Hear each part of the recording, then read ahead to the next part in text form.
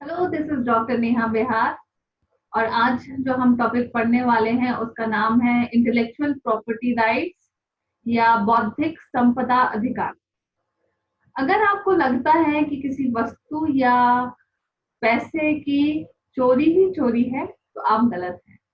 अगर आपने किसी के आइडियाज को अपने आइडिया के रूप में दर्शाया और उसे बिना इजाजत के यूज किया या तो कमर्शियल पर्पस के लिए, तो वह भी एक दंडनीय अपराध है।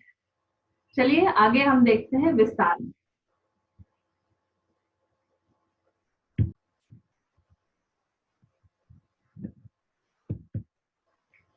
आज के कंटेंट्स में है इंट्रोडक्शन, प्रॉपर्टी, इंटेलेक्चुअल प्रॉपर्टी, फिर इंटेलेक्चुअल प्रॉपर्टी राइट्स, कौन कौन सी वर्ल्ड की ट्रीटीज हैं और इंडिया में कैसे डेवलपमेंट हुआ इंटेलेक्चुअल प्रॉपर्टी राइट्स को, कौन कौन से ईयर में क्या क्या डेवलपमेंट हुए वो हम हिस्ट्री के अंतर्गत पढ़ेंगे। टाइप्स ऑफ आईपीआर, उसके जितने भी प्रकार हैं उसको भी हम विस्तार में पढ़ेंगे।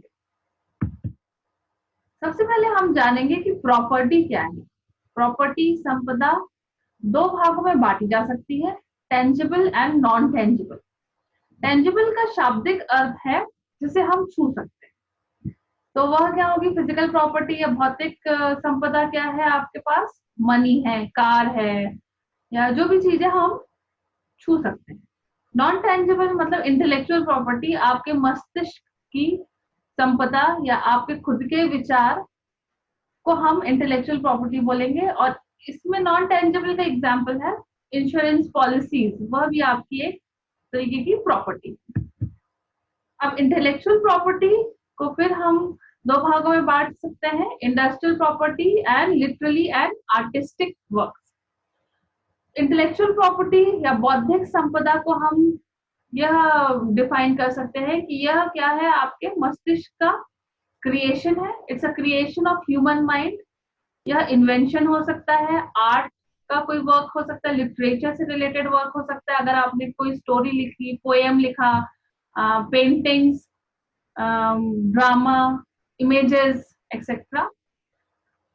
और फिजिकल इंडस्ट्रियल प्रॉपर्टी में फिजिकल मैटर जिसको हम कमर्शियली यूज करते हैं, कमर्शियल पर्पस के लिए जो यूज करते हैं, और वह इंटेलेक्चुअल प्रॉपर्टी राइट के द्वारा हम उसको उस अधिकार को बचाते हैं।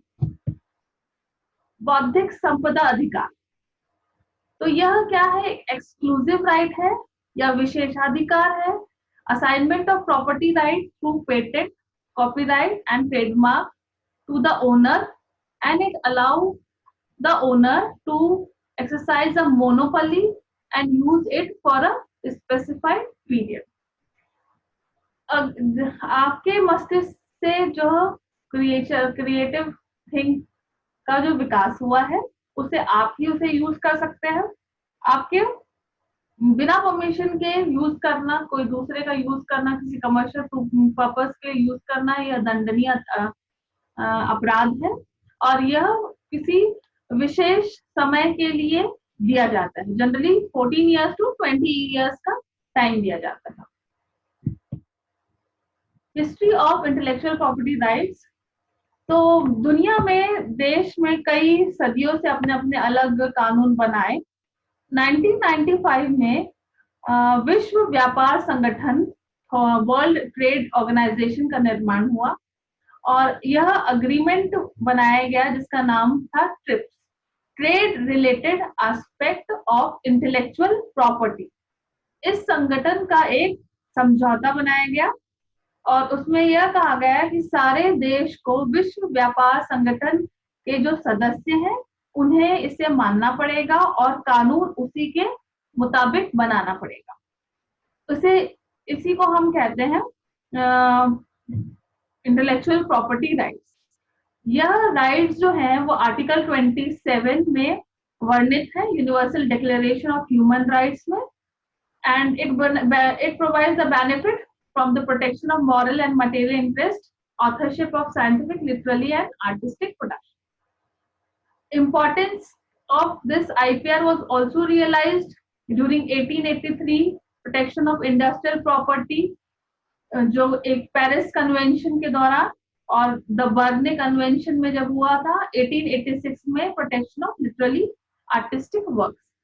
Both the treaties are administered by world intellectual property organisation, जिसको हम शॉर्ट फॉर्म में बोलते हैं वीपो।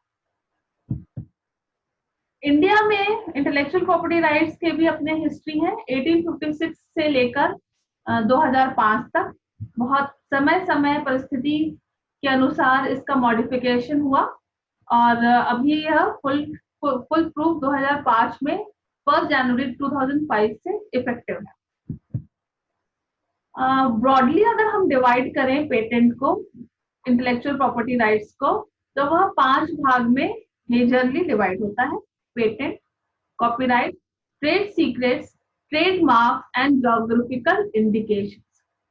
इसके अलावा करीब 5 और नए ऐसे इंपॉर्टेंट आईपीआर हैं जो हैं the biological diversity act 2002, the Design Act 2000, the Protection of Plant Varieties and Farmers Right Act 2001, the Semiconductor Integrated Circuits Lay Down Design Act 2000 and Contract Act। चलिए हम विस्तार से अब एक एक करके पढ़ें। Patent. A patent is a legal exclusive right which is given to the inventor to make, use and sell his or creation for a specific period of time। Patent एक विशेषाधिकार है जो लीगली इन्वेंटर को मिलता है और उसके permission के बगैर उसका जो कृत है वह कोई दूसरा यूज नहीं कर सकता और कमर्शियल पर्पस के लिए तो बिल्कुल भी यूज नहीं कर सकता।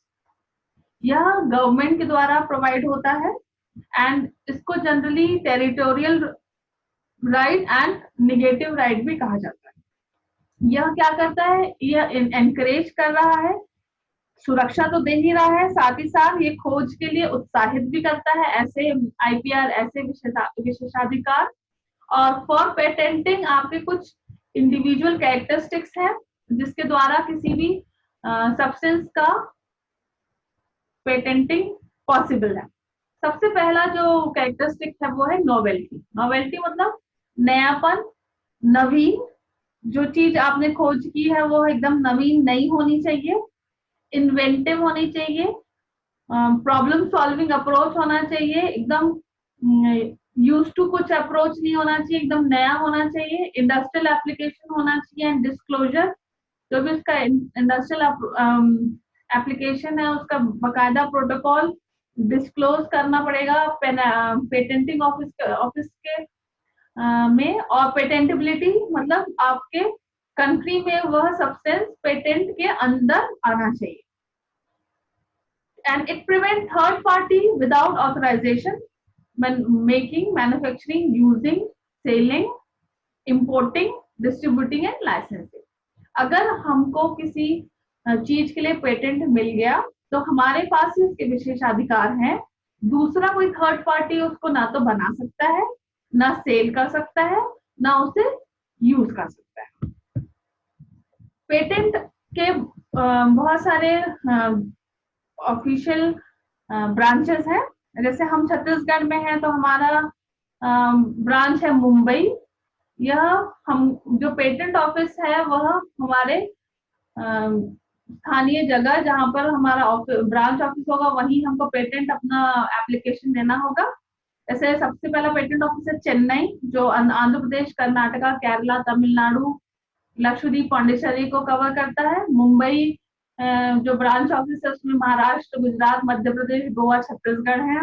वैसे न्यू दिल्ली है और पेटेंट का हेड ऑफिस है कोलकाता। जनरल प्रोसीजर 2007 से पहले हमें फिजिकली पेटेंट ऑफिस जाके एप्लीकेशन सबमिट करना पड़ता था, अब यह ऑनलाइन प्रोसीजर हो गया है 2007 के। अब कुछ ऐसी चीजें हैं जो पेटेंटिंग के अंदर नहीं आती, जैसे एनी आर्टिकल, एपरेटस और मशीनरी और इट्स कंपोनेंट, कोई भी living and non living product या फार्मास्यूटिकल प्रोडक्ट, ऐसे प्रोसेस या मैनर या art of manufacturing other than essential biological process. इसीलिए पेटेंटिंग के अलावा भी बहुत सारी दूसरे आईपीआर हैं, जैसे कॉपीराइट है, जैसे जो हमने जैसे बुक लिखा है वो पेटेंटिंग में नहीं आता, पर वो किस में आता है, वो कॉपीराइट में आता है. और finally decision of giving patent is given by the controller. और ये this is a time taking process. दूसरा हमारा आईपीआर है वह copyright. Copyright is exclusively right given to the creator of the creative work. For example, in case of books, book images, drawing, sketches, music, painting, web art, furniture, etc. Copyright के अंतर्गत आते हैं. And creative idea is intended to protect the original expression of idea in the form of a creative work, but not the idea itself. Copyright act भी 1957 में आया और 1958 में effective हुआ.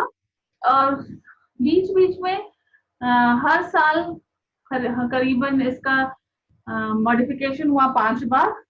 और 2012 से यह सब्सटेंशियली अवेलेबल है. 1983, 84, 92, 94, 99 एंड 2012 से यह इफेक्टिवली मॉडिफाइड रूप से चल रहा है. Trade secrets. A trade secret is any practice or a process of company that is generally not known outside of the company. जैसे कि बहुत सारी कंपनीज होती हैं, उन सबकी अपने अपनी ट्रेड सीक्रेट्स होती हैं.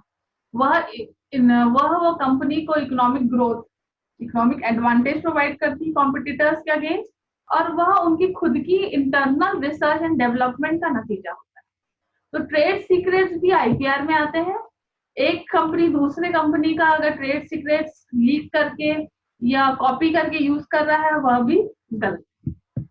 Trademark. Trademark is a sign और symbol which we use to distinguish our good और सर्विसेज देन द अदर. जैसे आप एग्जांपल फोटोग्राफ में देख रहे होंगे, जैसे पेप्सी है, ऐसे ही दूसरे अलग अलग तरीके की जो कोल्ड ड्रिंक्स हैं, वो पेप्सी हो चाहे थम्स अप हो या और भी कुछ सॉफ्ट ड्रिंक हो, वह सेम लेबल यूज नहीं करते, वो अलग अलग यूज करते हैं. अगर वो पेप्सी के जैसा लेबल यूज भी करें तो वह गलत है. वह सिर्फ पेप्सी का ऑथराइज्ड ट्रेडमार्क है. When a trademark is registered, then other people cannot legally use it without their permission. Geographical indication या भौगोलिक संकेत. It is a sign which is given to product, particularly of a origin, and it is given due to its origin from a particular region. The Geographical Indication Act was passed in 1999. For example जैसे देखिए रसगुल्ला गोला, ये waste Bengal का है और उड़ीसा का है, तो जो it is a geographical indication कि वह उस एरिया का है. सिमिलरली जैसे कोल्हापुरी चप्पल है जो एग्जाम्पल में आप देख रहे हैं, अराकू वैली का जो विशाखापट्टनम में आंध्र प्रदेश में, उसका Arabic coffee, basmati rice, Nagpur orange जैसे महाराष्ट्र का. अगर हम छत्तीसगढ़ की बात करें तो यहाँ के जो इंडिजिनस वैरायटी है राइस के, जैसे हो गया दुबराज हो गया या काली मूछ या जीरा फूल, ये सब चावल क्या होंगे, यहाँ के भौगोलिक संकेत होंगे. These are references which I have used for preparing this lecture, and thank you so much.